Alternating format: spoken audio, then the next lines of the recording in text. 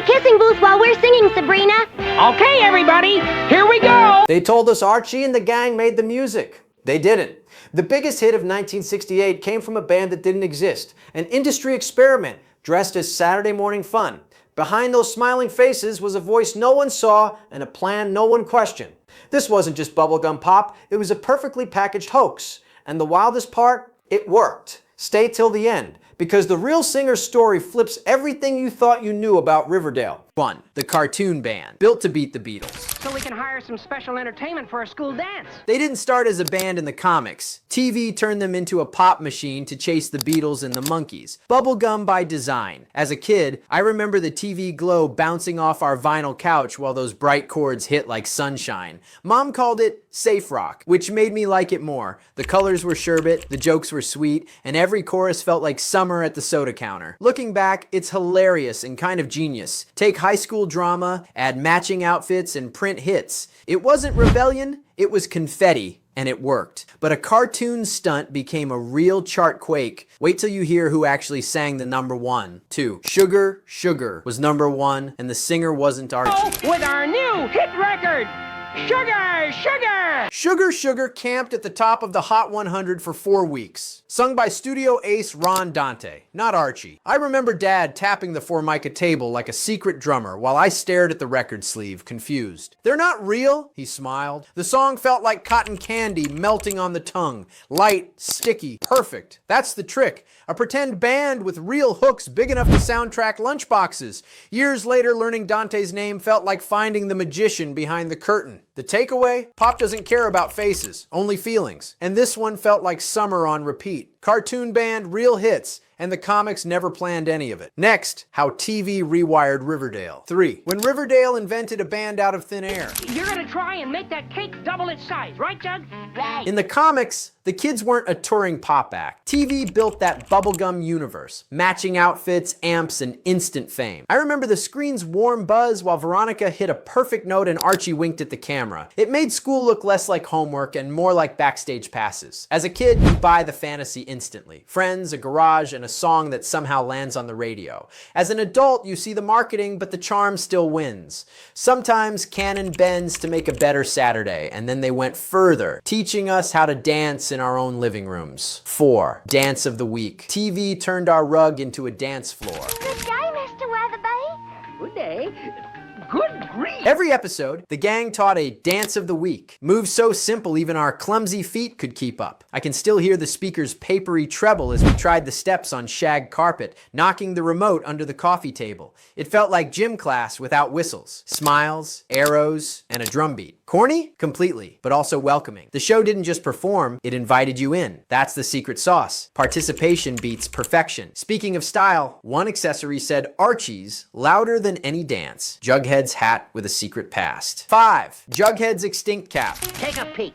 This is where they keep the costume. Jughead's crown isn't a crown, it's a whoopee cap. A 1950s leftover almost no one wore by 68. I remember asking my uncle about it while he buttered toast. He laughed and said kids used to cut up fedoras and the teachers hated it. Suddenly, Jughead felt like a time traveler. Cool without trying. The cap framed his whole vibe. Outsider, hungry, unbothered. As trends changed, that hat stayed, like a little fossil of teenage rebellion. Nostalgia is built on details like that. The kind you don't notice until you miss them. But even the hat couldn't hide Filmation's favorite trick. Saving cash by cloning motion. 6. The studio that recycled moves like a hook. And you and I can be star trapeze performers, Art. Filmation kept costs low by reusing animation, walk cycles, guitar strums, reaction faces. As kids, we barely noticed. The rhythms felt hypnotic. Strum, strum, wink, strum, strum, wink. The TV hummed, the patterns soothed. Later, I spotted the loops and smiled. Yep, same dance, new song. Honestly, it added to the bubblegum vibe. Reliable beats, candy colors, jokes on rails. When budgets are tight, repetition becomes style. And for Saturday morning, style was half the job. Meanwhile, one voice actor juggled Riverdale like a one-man band, dog included. 7. One man, 2 leads, Archie and Hot Dog. I don't like this, Reg. I think we ought to stick to getting part-time jobs. Voice Pro. Dallas McKennon doubled up as Archie and Hot Dog. Hearing it now, you can catch the same smile in two different throats. As a kid, I just heard confidence and comedy. Boy next door, dog with opinions. I remember the smell of cereal milk and the tick of the kitchen clock as Hot Dog commentated a mess Reggie made. That double duty charm made Riverdale feel tight-knit, like a school play where everyone helps with the props. It's a reminder that voice can glue a world together. And about Reggie, he wasn't just a pest, he was the engine for chaos. 8. Reggie, the wisecrack that starts the fire. Look, Archie, I'll just hang on here and watch you, huh? Reggie isn't deep, he's the spark, the slick sidekick archetype who pokes, pranks, and pushes every plot off the curb. I remember booing him through a mouthful of cornflakes and secretly loving the trouble. He's the laugh track that fights back. In a show built on sugar, Reggie adds salt, and the recipe works. Without him, songs are safe. With him, they're stories. That's the lesson. Every band needs a little friction to make the chorus land. Next set gets weirder. Surreal music dreams, Jughead's joke breaks, and a witch crashing the party. 9. Psychedelic dream jams on a Saturday morning. The tape of victory streaming from my chest. Archie's episodes slipped into surreal music dream sequences. Floating instruments, melting colors, gravity gone on vacation. It felt like a lava lamp learned guitar. I remember the TV glow turning our living room pink while guitars stretched like taffy across the screen. Mom called from the kitchen, "Don't sit too close," and I thought, closer is the point. Those sequences weren't logic, they were mood. For kids who'd never seen a concert, it was a safe, sparkly first taste. The takeaway, sometimes story pauses so feeling can sing. Then the show did something even stranger, handing the mic to Jughead's punchlines. 10. Jughead joke of the week was a whole thing. Need more ketchup? Each episode carved out a Jughead gag segment, a mini stand-up set in a paper crown, silly puns, sideways looks, Hot Dog as hype man. I can still hear the quiet drum sting from our tinny speaker, like a rim shot in a tiny club. My brother and I would try to guess the punchline, then groan anyway. It was low-stakes laughter, a breath between choruses. In a world of rerun loops and reused frames, the weekly joke felt fresh, like a little wink just for us. But the format didn't stop there. The show supersized itself and invited a witch. 11. The hour that invited a witch to the band. We can use all the help we can get.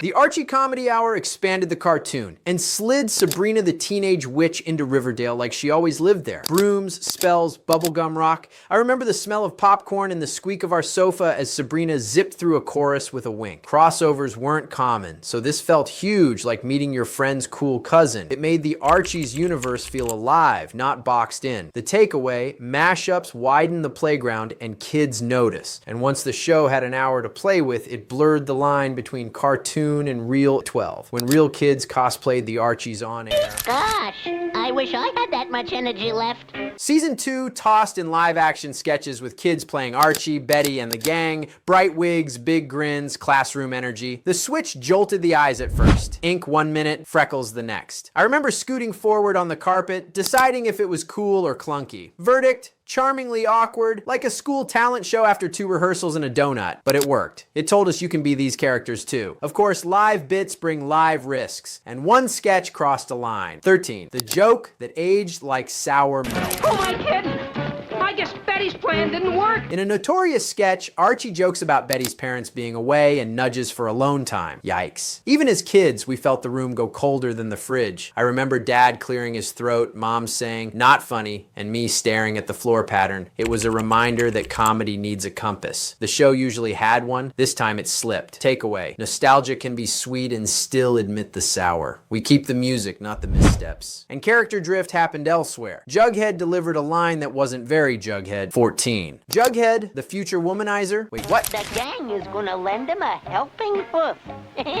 One episode hints that when Jughead's shyness fades, he'll be a ladies' man. That's the opposite of classic Jughead. I remember pausing mid-bite on a jelly toast thinking, him? It felt like the writers trying on a jacket that didn't fit. The hat said outsider. The line said lounge singer. As fans, we forgive weird experiments. Saturday morning moved fast and sometimes missed. Takeaway: characters are promises. Keep Keep the core, tweak the edges. Back to the music. Those catchy tunes weren't accidents. They came from pop royalty. 15. Bubblegum, written by hitmakers. To me, it's the same as eating at school. A stack of the Archies' original songs came from pop pros Jeff Barry and Andy Kim, architects of earworms. That's why every chorus stuck like gum under the bleachers. I remember air strumming a tennis racket while the tiny speaker blasted Pure Hook. The melodies were simple, the feelings were big. For kids, it was instant karaoke. For parents, it was harmless fun. The takeaway: craftsmanship hides in simple. Easy to sing is hard to write. And Sabrina, her stardom in Riverdale was just the beginning. 16. Sabrina's soft launch before her own show.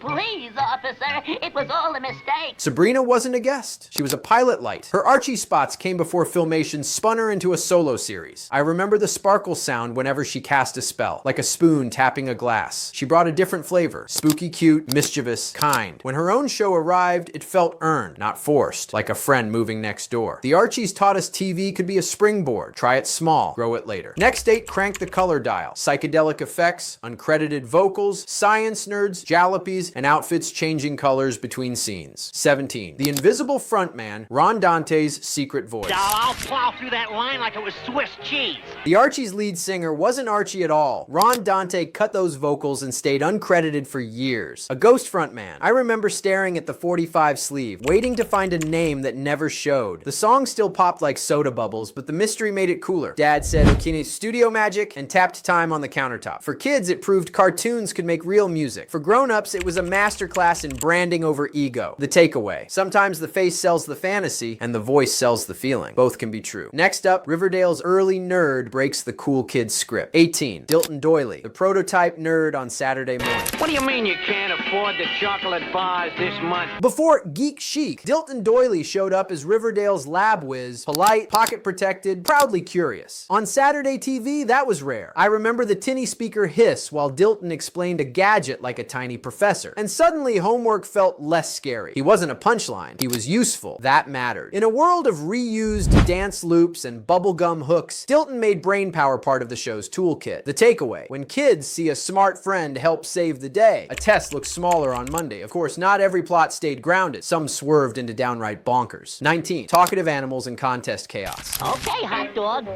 You checked me on the list. Archie's love triangle met bizarre contests. Talent shows judged by talking animals, trophies that sang, logic tossed like confetti. I remember laughing into my cereal as a ribbon announced the winner. It wasn't reality, it was rhythm, setup, gag, chorus, hug. Those wild left turns taught us story could be a playground, not a prison. The takeaway: silliness isn't a mistake when it keeps the beat moving. A weird stage can still hold a true feeling. Meanwhile, the show's resident linebacker kept turning walls into doorways. 20. Moose Mason, human wrecking ball.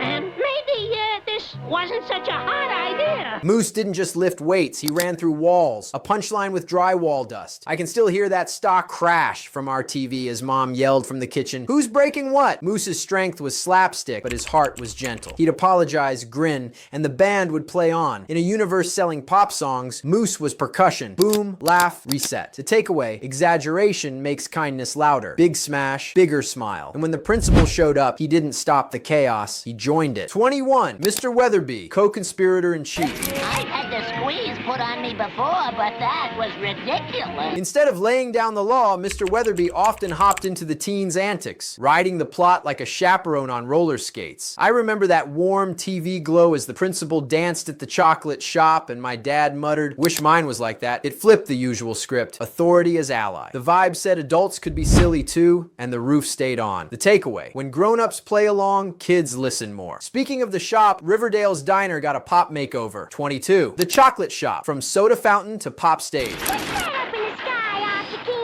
Looks like a shooting star to me. Based on the comic Soda Hangout, the chocolate shop became a neon pop set. Stage lights, jukebox kicks, milkshakes as props. I remember the straw squeak in my glass as Betty hit a harmony and the booth became a bandstand. It's pure TV alchemy. Take a quiet corner and turn it into a spotlight. The takeaway: place can be a character. Give it a chorus and kids will want to live there. Then the show added something cartoons almost never used: a laugh track. 23. The cartoon that laughed at itself. What's its destination, the junkyard? The pilot used a laugh track like a live-action sitcom. Hearing giggles over drawings felt weird and kind of daring. I remember glancing at my brother. Are they laughing at us? But it primed the jokes like training wheels for timing. Even when the track faded later, the rhythm stayed. Set up, beat, chuckle, chorus. The takeaway. TV experiments leave fingerprints. You may ditch the device, but you keep the groove. Groove also lived in the words, and some slang froze the show in time. 24. Slang. So 60s. It's Grab on to something and hang on! early scripts leaned hard into 1960s slang. Groovy, out of sight. Lines that sounded dated even by the early 70s. I can still hear Veronica purr a catchphrase while I tried it out on the playground and got blank stares. Language aged faster than the songs, and that mismatch became part of the charm. The takeaway. Dialogue time stamps a show. Melody keeps it timeless. We cringe a little, then we smile, because that's how memory talks. 25. When a cartoon band sold real records. I wonder what these pull chains operate. The Archies weren't just TV. They pressed real singles and LPs for kids. Mail order ads, rack displays, cardboard smiles. I remember flipping a 45 in our kitchen, the label bright as penny candy, and thinking, my TV band lives in this groove. Dropping the needle felt like sneaking Saturday morning into Tuesday night. It proved the formula. Catchy chorus, plus friendly faces. Cross allowance well spent. The takeaway. Synergy wasn't a buzzword yet, but Riverdale was already running the playbook. A cartoon became a soundtrack. A living room became a tiny record store. And behind those bright designs, a legendary Archie hand you rarely saw credited. 26. Bob Montana's ghost in the background. I got a feeling there's more than one Reggie up there. Bob Montana, Archie's creator, quietly influenced backgrounds, uncredited touches that made Riverdale look like Riverdale, storefronts with winks, soda shop corners that felt drawn from memory. I remember pausing on a still frame when the VCR led us and noticing little jokes in posters and window signs. It's the kind of craft kids don't clock but somehow feel, a town that belongs to its people. The takeaway. Authenticity can hide in the wallpaper. When the bones are right, the bubblegum sings louder. Authenticity met competition too. Another band in cat suits prowled the same time slot. 27. Battle of the Bands, Josie versus the Archies. But how do you suppose we got here, Archie? The show aired against other music cartoons, especially Josie and the Pussycats. Archie Comics' own spin-off clawing for ears. I remember channel flipping with a clunky dial, landing on a chorus, then a meow-tight harmony trying to pick a side. Truth? We watched both. Saturday was a buffet. The competition sharpened the hooks and costumes. More sparkle, tighter jokes, bigger bridges. The takeaway. Rivalries don't just split audiences. They raise everyone's game. Speaking of signatures, one gag rolled straight out of the comics and into the curb. 28. Archie's Jalopy. Comedy on 4 rattles. Reggie, Jughead, and I are gonna take jobs as caddies out at Mr. Lodge's Country Club. Archie's beat up Jalopy, a red 1916 Ford Model T, was a character by itself. Doors squeaked, horn wheezed, parts fell like confetti. I can still hear the cartoon sputter through our tinny speaker while Dad swore he'd driven worse. The car turned dates into quests and shortcuts into stories. In a candy-colored show, that heat kept things humble. The takeaway. Flaws make fiction lovable. A shiny convertible ends a scene, a jalopy creates one. Now, turn up the color dial. Sometimes their clothes change between shots. 29. Psychedelic palette and oops, new shirt. You get that thing running, Jughead? I'm trying, Red. The palette was picked for psychedelic pop. Hot pinks, electric oranges, ocean blues. Sometimes scenes jumped so hard a shirt changed color mid-shot. I remember blinking at Veronica's dress and wondering if my TV was playing tricks. It wasn't a bug, it became a vibe. Pop art in motion. The takeaway. Mistakes can harden into style. When the mood is joy, continuity forgives a lot. Color was fun, but the jokes got oddly specific too. Allergies, quirks, and school disasters. 30. Allergy gags and schoolyard mishaps. Bend your fingers a little.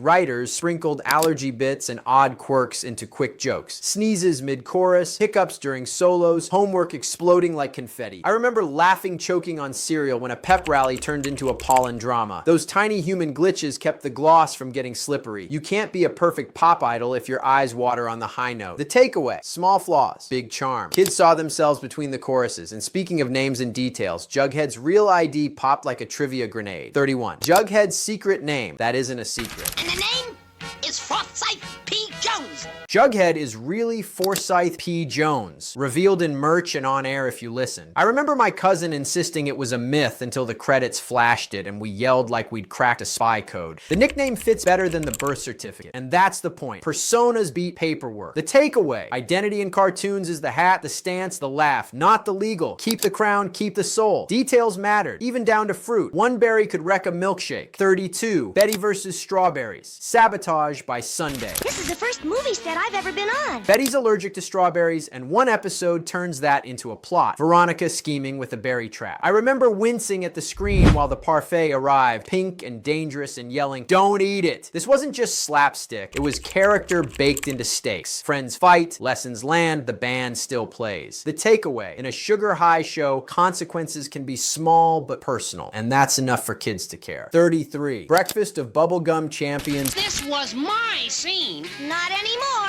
Archie mania got so big it landed in the cereal aisle. Archie themed boxes you could actually eat. Cartoon carbs. I remember begging for one at the A&P, the box art louder than the cereal itself. Back home we poured neon loops into plastic bowls while Sugar Sugar played like a kitchen anthem. The toy inside was always cheaper than the grin it bought. That's synergy the old-fashioned way. TV to breakfast to playground in one crunchy loop. Takeaway: when a show becomes your morning routine, it's not just content, it's culture with a spoon. Speaking of grocery store weirdness, wait till Reggie turns hippie and gifts Archie a flower with a bee inside. 34. Reggie goes hippie. Have no fear! Redbeard is here! Reggie! In one episode, Reggie flips hippie and hands Archie a flower with a live bee tucked in. Mischief with stingers. I can still hear Mom from the kitchen, "That's not funny," while we howled anyway. It's a prank too strange for homeroom and too perfect for Saturday TV. Safe danger, big reaction, lesson tags along. The flower looked sweet, the joke had a bite. Reggie works because he's chaos in a pressed shirt. Takeaway: Bubblegum shows run on harmless mayhem, and Reggie is the spark plug. From Sting to Spring, next a strong man with a learning curve that mattered more than any wall he broke. 35. Moose Mason, stronger than walls, softer than stigma. Well, Jughead, I understand that you made an interesting film. Amid slapstick, Moose was quietly shown as dyslexic. Rare honesty for 60s kids TV. I remember the room going gentle when he stumbled over letters, the music softening like a hand on a shoulder. He'd still run through drywall, then blush through a sentence, and the gang treated both like facts of Moose. No speeches, just patience. For a show famous for sugar hooks, that note rang truer than any chorus. Takeaway: representation can be simple and still hit deep. Strong doesn't mean perfect, and help isn't pity. The show itself wasn't perfect either. It ended, then kept coming back like a chorus you can't shake. 36. 3 seasons, then eternal encore. That is a sensational idea. The original run wrapped after 3 seasons, but Riverdale wouldn't sit still. Reboots, crossovers, fresh coats of pop. I remember catching a later revival on a different channel. Same voices in new colors, like moving houses but keeping the neighbors. That's the Archies trick. The formula is portable. Friend drama, a hooky chorus, a milkshake epiphany. Takeaway: some worlds are elastic. You stretch them and they snap right back to catchy. Elasticity meets lawyers next. DVDs missing songs because the paper trail got louder than the guitars. 37. The Case of the Vanishing Songs on DVD. I hope Reggie isn't angry cause we're late picking him up, hot dog. Some DVD releases chopped out musical numbers over rights tangles, holes where choruses should be. I remember popping in a disc, waiting for a favorite tune, and landing in silence. It felt like opening a jukebox to find wires. Kids' shows live on their beats. Pull the music and the picture loses oxygen. Takeaway: behind every catchy minute sits a contract. Nostalgia is art and paperwork. Paperwork aside, the wildest part is that this fake band outperformed most kids' TV on the actual charts. 38. The cartoon band that outcharted the playground. Well, hello there, Jughead.